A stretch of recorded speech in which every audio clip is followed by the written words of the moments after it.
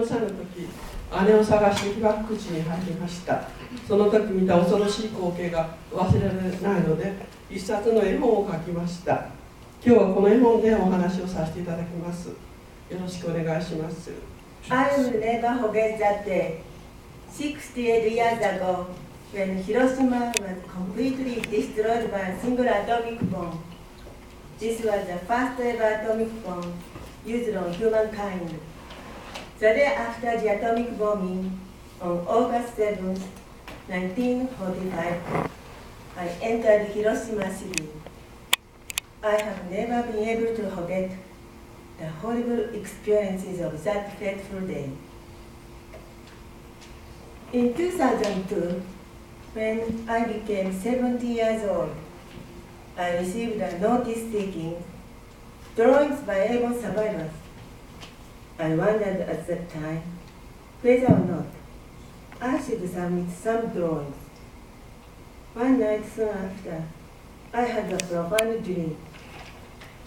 In my dream, many young boys, victims of J-bomb, were shouting, "Draw a picture of us." I decided to draw for them and submitted 3 drawings. That inspired me to publish the book. I will never forget that day. Today, I will tell my story by showing those drawings. And the war intensified, all adult men were called up to fight. As a consequence, there were too few people to work in the factories and farms. So from 1944, school children, referred to as mobilized students, were forced to do these jobs. I was 14 years old and a second-year student of a girls' school in Hiroshima. In the face of the labor shortages, a lot of sewing machines were brought into our classrooms, and we sewed shirts and trousers for our soldiers every day. There was no time for learning with books at school. We had a daily training with bamboo spears, striking 100 times as if there were enemies in front of us. Our teacher told us that we should kill enemy soldiers with the bamboo spears if they came ashore. I was a small militarist with a towel tied around my head. It was a quiet summer morning on August 6, 1945. I lived in the countryside, about 35 kilometers away from Hiroshima city. My parents went to work early in the morning, and I was left to take care of my 3-year-old nephew. He had been evacuated from Hiroshima city and came to our home to get away from the air raids. It was around 8 o'clock, and we were just about to eat breakfast. We heard a large boom, the sound of a huge explosion. I immediately rushed outside without my shoes. I thought a bomb had been dropped on the house next door. I saw a huge mushroom cloud billowing up silently in the sky from the other side of the mountain. The cloud spread so rapidly in the sky, it was uncanny and eerie. I did not know what had happened, as there was no news service, and I felt very uneasy. Railway service was resumed from the early evening that day, and a lot of injured people came back to our village. The village was thrown into turmoil. All of the people were saying the same thing. Hiroshima has been completely destroyed by a big bomb. My 2 elder sisters lived in Hiroshima city. My parents thought that they were most likely dead. August 7th, my mother and I took the first train to look for them. It took about 2 hours, twice as long as usual, and it was packed. We had to get off the train at the other station, one stop before Hiroshima. It was impossible to go further because Hiroshima station had been burned down. When we walked out of the station, a smell like burned flesh of animals filled the air. There was an incredibly sickening stink of something rotten as well. The smell was so strong that I could not open my eyes. However, when eventually I did, I should have seen Hiroshima City, but it had disappeared. There was nothing but smoking, burned out ruins.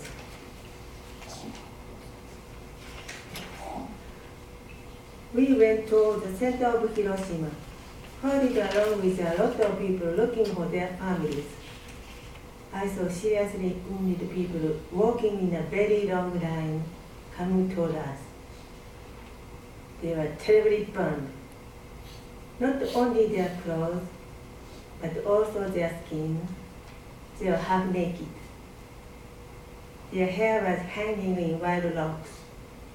Their burned clothes were tattered and torn off. Their skin was peeling off their shoulders. Some of them were covered with blood. What I saw was such an appalling sight. They were wandering about the debris with burned skin, the tips of their fingers drooping down. They crept forward slowly, their hands out in front of them. And I could not believe that they were human. They looked like they had come from hell. Walking down a narrow street, I saw a lot of destroyed buildings and dead bodies everywhere. The bodies, probably burned by heat rays, made me imagine horrible red goblins from hell, because somehow they had become much larger and rounder than when they were alive. Some of the bodies were burned so badly that we could not even tell if they were men or women. Dark eyeballs covered with a jelly-like substance were dribbling to the ground out of bodies lying on their backs. Internal organs oozed from open cuts on the side of bodies, and the color was yellow. Their arms and legs sticking out into the air. The dead seems to be trying to grasp something. Other bodies looked like charcoal sticks.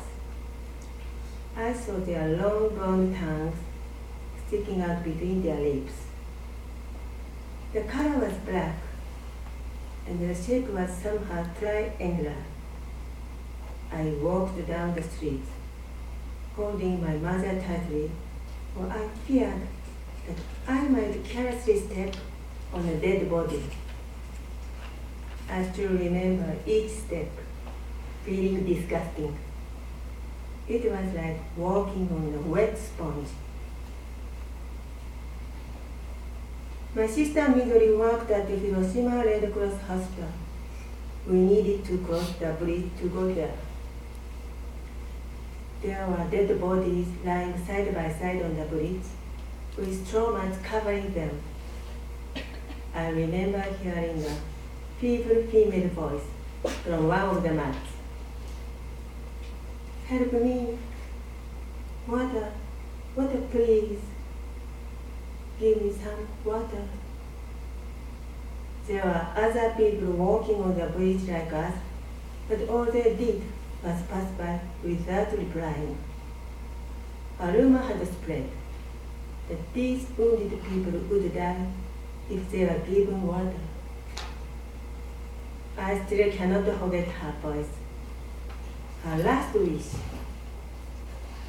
This experience cut me straight to the heart. I could not do anything. I can still hear her voice ringing in my ears. The Red Cross Hospital was a beautiful building before the bombing, but it was blackened by dust, and the building lost all its windows in the bomb blast. Stepping into the building, I saw a large number of wounded people filling the rooms and corridors. There was no place to move. Blood-soaked people were rolling about in pain, screaming, "Help me! Doctor, quick! I want to die!" Their cries and groans echoed off the concrete walls and floors. At last, we heard from a nurse that even though my sister had been wounded, she had been rescued and sent to the hospital on Hiroshima Island. She eventually recovered. Outside the building, there was a big circular flower at the entrance. Instead of flowers, I saw dead bodies of boys piled up like lumber. They were second-year junior high school students like me. They did not have any burns or wounds. I wondered if they were killed instantly. The innocent faces of the boys were deathly white, and it seemed like they were sleeping. On the day of the bombing, a lot of students were demolishing buildings to make fire breaks against air raids. The bomb killed more than 6,000 of the junior high school students in Hiroshima. We hurried toward Ujina, where my other sister lived. Most of the houses in Ujina had been destroyed by the bomb blast. However, there are no fires at all. It was probably because Ujina was about 4 kilometers away from the hypocenter. Arriving at my sister's house, we found the windows were broken, the ceiling boards torn, and the house was leaning to one side. However, my sister was alive. My mother ran up to her daughter, saying, "Sumiko, how wonderful you are safe and alive. How wonderful." She repeated these words over again and shed tears. Eventually, however, we had to part from my sister and her family. We made our way home along a railway track. Every so often, I saw soldiers collecting limp dead bodies and carrying them on the boat. They piled up about 20 to 30 bodies like they were logs, poured oil on them, and cremated. There were a number of places where dead bodies were piled up. On the way home, I saw a black and burned streetcar off the track. It seems as if nothing was inside the burned streetcar. It looked empty. However, when I looked closely, I saw some black things hanging side by side on the straps. They were the arms of people on the train. They had been torn off their bodies by the bomb blast and burned into coal sticks.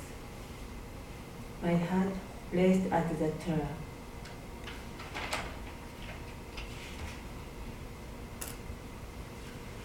On August 11th, my friend Fumiko died.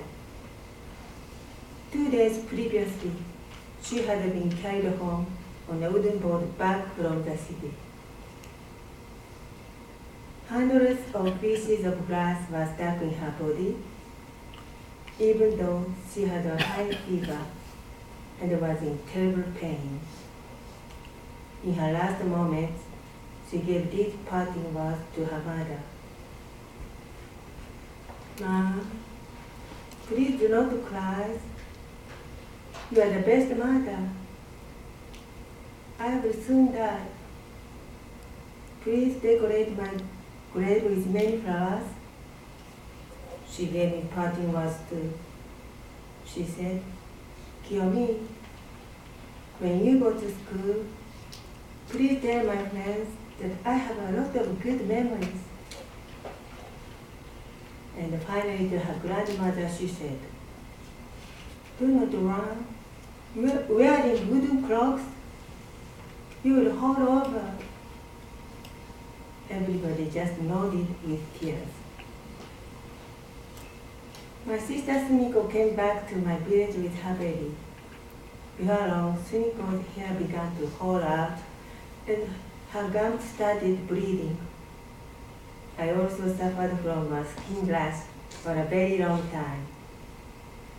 It was caused by the radiation that we had been exposed to in Hiroshima. We did not realize that these were the effects of being exposed to the unrelenting radiation. I think my sister wanted to lie down, but she held her baby in her arms because the baby suffered from labor bleeding. There are no doctors. There was no medicine. After a while, the baby died on my sister's knee. She was a lovely, fair-skinned baby.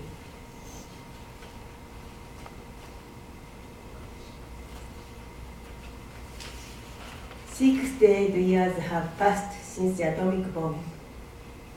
Sometimes I tell people about my experiences of that day.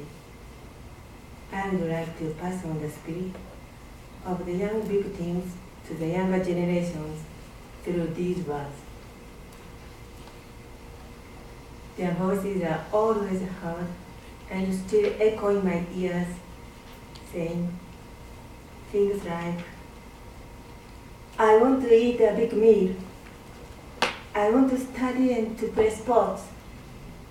I want to play with my friends. And simply, I want my mommy."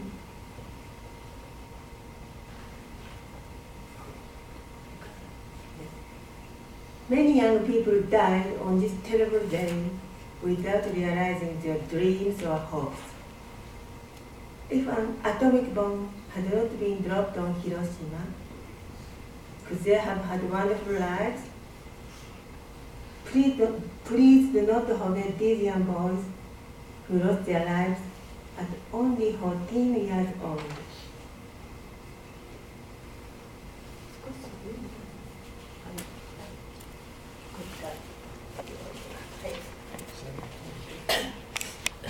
原爆により75年間草も木も生えないと言われた広島が今見事に復興しました。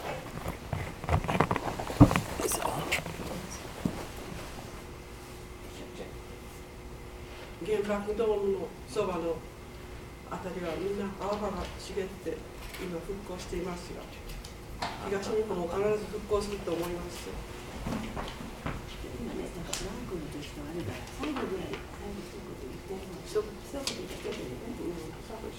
最後してしまうといいけど。じゃあ読みます。そう。じゃあ最後に私がどうしても忘れられないこの目ではっきりと見た核兵器の恐怖、恐ろしさを、核兵器が街を根こそぎ破壊して大切な家族や子供たちの未来を奪ったことを決して忘れることはできません。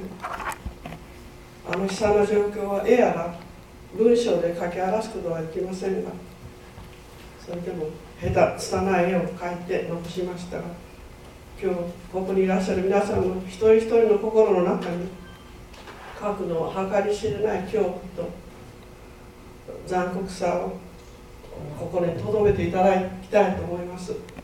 若い皆さんしかお願いする人はありません。どうかよろしくお願いいたします。すいません、拙いことで。お願いします。As you know, the Great East Japan earthquake was on March 11, 2 years ago. When I watched the cities being destroyed by the tsunami on television, the unbelievable scenes and the scale of the disaster took me back 68 years to the terrible day of the Hiroshima atomic bomb.